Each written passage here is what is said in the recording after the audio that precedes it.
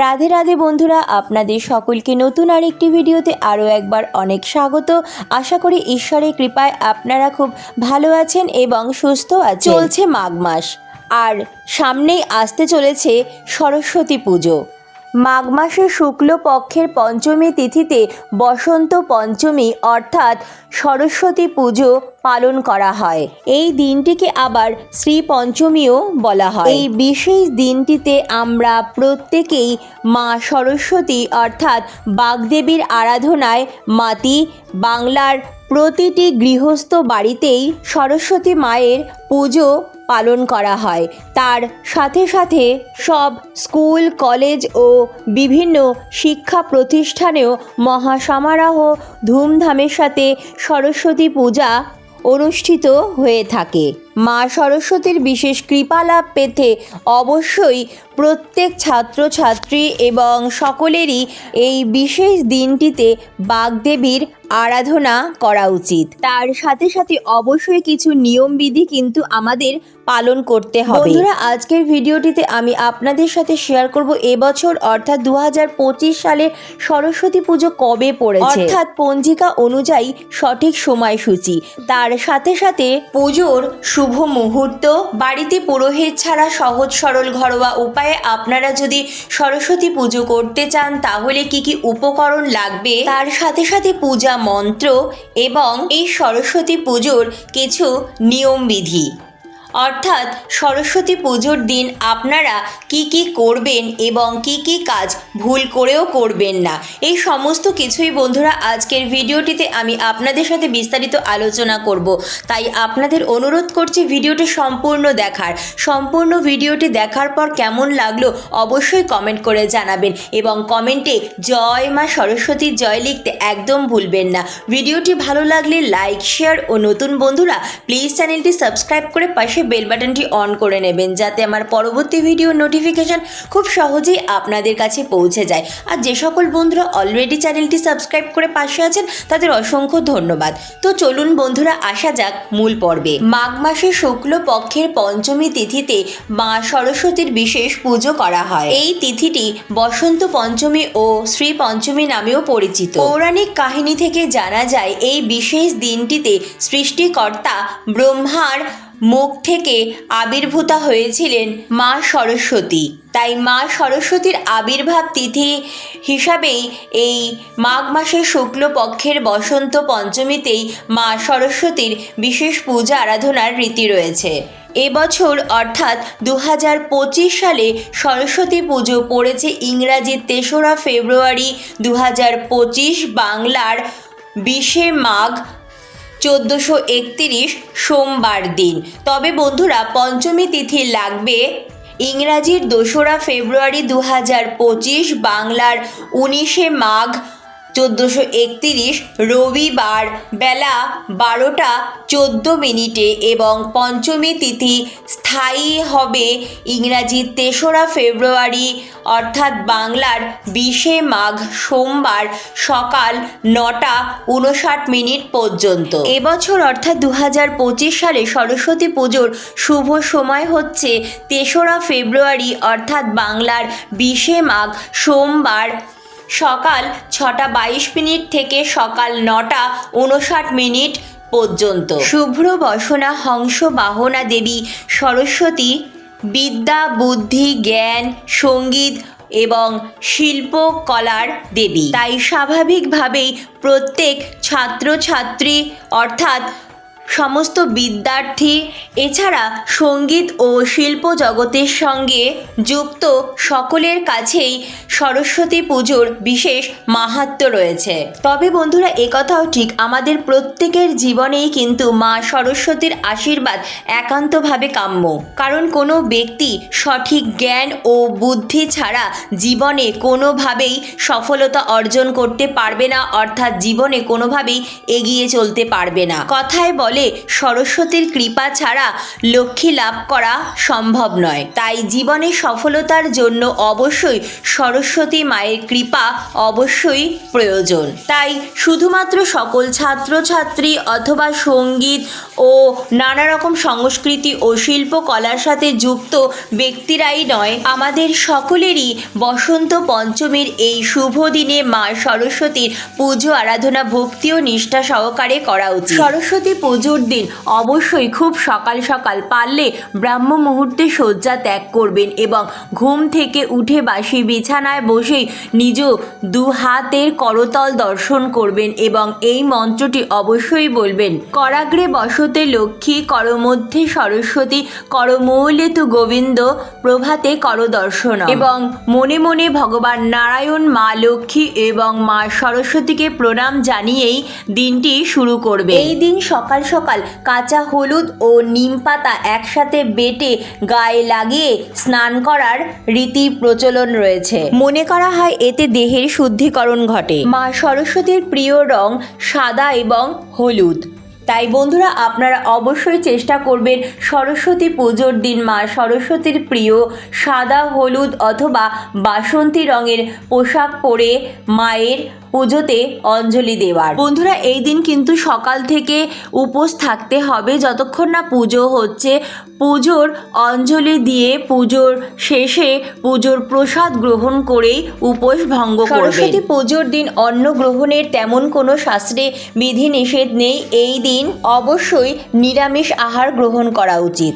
শারীরিক অসুস্থতার কারণে বা যে কোনো কারণেই হোক, যারা সকাল থেকে পুজো না হওয়া পর্যন্ত উপোস থাকতে পারবেন না, সেক্ষেত্রে আপনারা ফল, সাবু, দুধ, শরবত, মিষ্টি গ্রহণ করতে পারেন। কিন্তু বন্ধুরা, খেয়াল রাখবেন কুল কিন্তু গ্রহণ করবেন না, কারণ আমরা সকলেই জানি সরস্বতী পুজো না হওয়া পর্যন্ত কুল গ্রহণ করা যায় না। পুজোর পর মায়ের প্রসাদী কুল গ্রহণ করেই তারপরে কিন্তু কুল খাওয়া শুরু করতে হয়। চলুন বন্ধুরা, বসন্ত পঞ্চমীর দিন ঘরোয়াভাবে সহজ সরল উপায়ে পুরোহিত ছাড়া আপনারা যদি পুজো করতে চান, তাহলে মা সরস্বতীর পুজোতে কি কি উপকরণ লাগবে চলুন আপনাদের জানিয়ে দিই। তবে বন্ধুরা, আপনারা যদি পুরোহিত বা ব্রাহ্মণ দিয়ে পুজো করান, অবশ্যই উনি যেই ফর্দমালা আপনাদের দেবেন পুজোর উপকরণ সামগ্রীর জন্য, সেটাই মেনে চলবেন। বসন্ত পঞ্চমীর দিন বাড়িতে ঘরোয়াভাবে মা সরস্বতীর পুজো করার জন্য আমাদের প্রয়োজন মা সরস্বতীর প্রতিমা অথবা চিত্রপট, কাঠের একটি জলচকি, তাতে অবশ্যই আলপনা দিয়ে নেবেন এবং পুজোর স্থানেও কিন্তু আপনারা আলপনা দেবেন। সরস্বতীর আসনের জন্য জলচকিতে আলপনা দিয়ে জলচকিটি প্রস্তুত করে নেওয়ার পর তাতে নতুন সাদা অথবা হলুদ রঙের কাপড় আসন হিসাবে পেতে দিতে হবে। তারপর লাগবে গঙ্গা জল, মাটির দোয়াত, খাগের কলম, গঙ্গা জল, কাঁচা দুধ, যবের শীষ, ধান, হলুদ সুতো। বন্ধুরা, বাড়িতে যে কজন ছাত্রছাত্রী অর্থাৎ স্টুডেন্ট রয়েছে, সেই হিসাবে কিন্তু মা সরস্বতীর পুজোতে মায়ের কাছে মাটির দোয়াত, তাতে কাঁচা দুধ দিয়ে খাগের কলম দিতে হবে এবং অবশ্যই মাটির দোয়াতের উপরে হলুদ এবং সিঁদুরের ফোঁটা দিয়ে দেবেন এবং যে কটি মাটির দোয়াত দেবেন সে কটি দোয়াতের উপরই খাগের কলমের সাথে সাথে যবের শীষও দিয়ে দেবেন। সরস্বতী পুজোতে অবশ্যই কিন্তু আলপনা দিতে হবে। বন্ধুরা, আমি আগেই তো বললাম, তাই আলপনার জন্য লাগবে খড়িমাটি অথবা চালের গুঁড়ো। মায়ের কাছে ঘট স্থাপনের জন্য লাগবে পিতল, তামা কিংবা মাটির নতুন ঘট, পরিষ্কার শুদ্ধ জল, আম্রপল্লব, মাটির সরা, গোটা আতপ চাল, সশিস ডাব অথবা নারকেল অথবা কলা।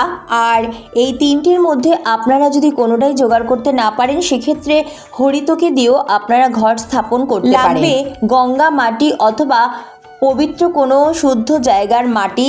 ঘট আচ্ছাদন হিসাবে লাগবে নতুন গামছা অথবা চেলি, পৈতে চাঁদমালা দুটো, কারণ মা সরস্বতীর চিত্রপট অথবা বিগ্রহতে একটি চাঁদমালা নিবেদন করবেন এবং আরেকটি চাঁদমালা ঘটে নিবেদন করবেন। লাগবে গোলা সিঁদুর, সিঁদুরের মধ্যে সর্ষের তেল মিশিয়ে গোলা সিঁদুর তৈরি করে নেবেন। লাগবে কিছুটা পরিমাণ পঞ্চশস্য, কাঁচা হলুদ অথবা হলুদের গাঁট 6-7টা, পান সুপারি লাগবে 6-7টা, 1 টাকার কয়েন লাগবে, গোটা এলাচ লাগবে কয়েকটি গোটা লবঙ্গ লাগবে, এছাড়াও ফুলের মালা, বেলপাতা, দূর্বা তো অবশ্যই লাগবে। বন্ধুরা, আপনারা কিন্তু অবশ্যই মা সরস্বতীকে হলুদ কিংবা সাদা রঙের ফুল দিয়েই পুজো করবেন এবং হলুদ কিংবা সাদা রঙের ফুলের মালাই মাকে পরিয়ে সুন্দর করে সাজিয়ে দেবেন। এই দিন কিন্তু অবশ্যই মা সরস্বতীকে নতুন বস্ত্রস্বরূপ অবশ্যই ওড়না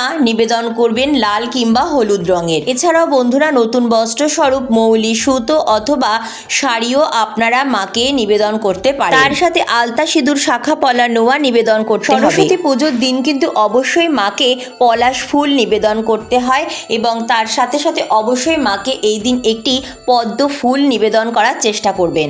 বসন্ত পঞ্চমীর দিন মা সরস্বতীর পুজোর জন্য আমাদের আরও কিছু উপকরণ লাগবে। মা সরস্বতী সম্পূর্ণ করার জন্য পরিষ্কার শুদ্ধ জল আপনারা ব্যবহার করতে পারেন অথবা আপনারা গঙ্গা জলেরও ব্যবহার করতে পারেন। তার সাথে সাথে লাগছে গোলাপ জল, অগরু এবং শুকনো পরিষ্কার একটি কাপড়। পুজোর জন্য লাগবে সাদা চন্দন, লাল চন্দন এবং গুঁড়ো হলুদ। লাগবে আতর। মা সরস্বতীকে নতুন বস্ত্রস্বরূপ যে চেলি কাপড় অথবা মৌলি সুতো বা নতুন শাড়ি, অর্থাৎ মা সরস্বতীকে আপনারা নতুন বস্ত্রস্বরূপ যাই নিবেদন করবেন তাতে একটু আতর লাগিয়ে তারপর মাকে নিবেদন করবেন। নিজ সাধ্য সামর্থ্য মতো অবশ্যই মাকে এই দিন নৈবেদ্য নিবেদন করবেন, নানা রকম ফল, মিষ্টি। ফলের মধ্যে কিন্তু অবশ্যই বন্ধুরা কুল রাখবেন এবং মিষ্টির মধ্যে অবশ্যই সাদা এবং হলুদ রঙের মিষ্টি রাখবেন। পঞ্চদেবতার নৈবেদ্যর জন্য এবং মা সরস্বতীর নৈবেদ্যর জন্য ভেজানো কিছুটা আতপ চাল লাগবে বাতাসা এবং কুচনো কিছু ফল।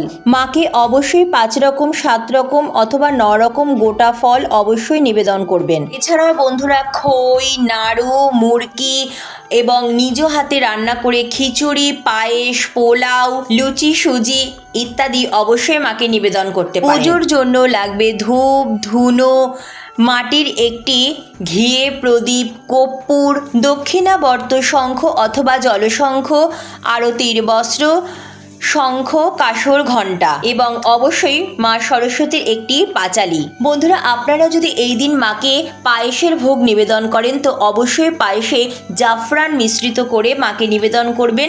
মনে করা হয় এতে মা সরস্বতী অত্যন্ত প্রসন্ন হন। এছাড়াও এই দিন মা সরস্বতীকে জোড়া শিম এবং জোড়া মটরশুঁটি নিবেদন করারও প্রচলন রয়েছে। মা সরস্বতীর পুষ্পাঞ্জলি মন্ত্র: ওং জয় জয় দেবী চরাচর সারি কুচযুগ শোভিত মুক্তাহারি বীণা রঞ্জিত পুস্তক হস্তে ভগবতী ভারতী দেবী নমস্তুতে নম ভদ্রকাল্যৈ নমো নিত্যং সরস্বত্যৈ নমো নমো বেদ বেদাঙ্গ বেদান্ত বিদ্যাস্থানেব্য এবচ এষ সচন্দন পুষ্পবিল্ল পত্রাঞ্জলি সরস্বত্যৈ নমো। এই পুষ্পাঞ্জলি মন্ত্র সহযোগে 3 বার মাকে পুষ্পাঞ্জলি দেবেন। মা সরস্বতীর প্রণাম মন্ত্র: নম সরস্বতী মহাভাগে বিদ্যে কমললোচনে বিশ্বরূপে বিশালাক্ষী বিদ্যাং দেহে নমস্তুতে।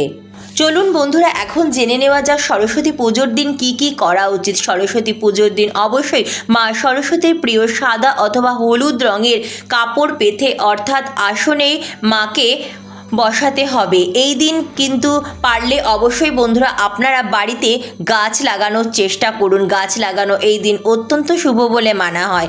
এই দিন অবশ্যই মা সরস্বতীর প্রিয় সাদা, হলুদ অথবা বাসন্তী রঙের পোশাক পরেই মায়ের পুজো করা উচিত বা মায়ের কাছে অঞ্জলি দেওয়া উচিত। এই দিন কিন্তু নিরামিষ খাবার গ্রহণ করতে হবে এবং হলুদ ফুল, হলুদ রঙের মিষ্টি ও পলাশ ফুল অবশ্যই মা সরস্বতীকে অর্পণ করতে হবে। নির্দিষ্ট তিথির মধ্যে অঞ্জলি দিয়ে পুজো সম্পূর্ণ করতে হবে। এই দিন সকাল সকাল ঘুম থেকে উঠে অবশ্যই হলুদ ও নিম পাতা মেখে স্নান করতে হবে। চলুন বন্ধুরা, এখন জেনে নেওয়া যাক সরস্বতী পুজোর দিন কোন কোন কাজ ভুল করেও করা উচিত নয়, যার ফলে মা সরস্বতী আপনার উপর অত্যন্ত রুষ্ট হবেন। সর্বপ্রথম, সরস্বতী পুজোর দিন কিন্তু ভুল করেও কালো রঙের কোনো পোশাক পরা উচিত নয়। এই দিন কিন্তু আমিষ জাতীয় খাবার বাড়িতে আনবেন না বা রান্নাও করবেন না। এই দিন কিন্তু ভুল করেও আমিষ জাতীয় খাবার গ্রহণ করবেন না। এই দিন মায়ের অঞ্জলি না দিয়ে কিন্তু খাবার খাওয়া একেবারেই উচিত নয়,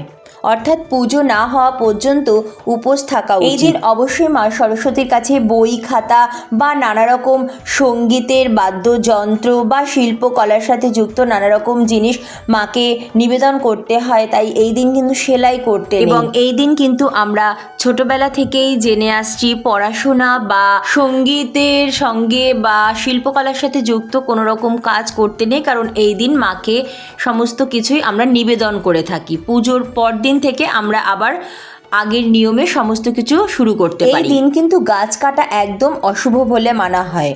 এই দিন কিন্তু চুল দাড়ি নখ কাটা উচিত নয় এবং এই দিনে কিন্তু কারোর সাথে কোনো রকম খারাপ ব্যবহার বা কাউকে বাজে কোনো কথা বলা উচিত নয়। এই দিন সকাল সকাল ঘুম থেকে উঠে বাড়ি ঘরদোর ভালো করে পরিষ্কার পরিচ্ছন্ন করে স্নান করে মা সরস্বতীর পুজো আরাধনা করুন এবং বাড়ির পরিবেশ সুস্থ এবং স্বাভাবিক রাখুন। অযথা কারোর সাথে ঝগড়া বিবাদে জড়াবেন না। অবশ্যই এই দিন অসহায় গরিব দুঃখী মানুষ এবং পশু পাখিকে নিজ সাধ্য সামর্থ্য মতো কিছু দান করুন। রাধে রাধে।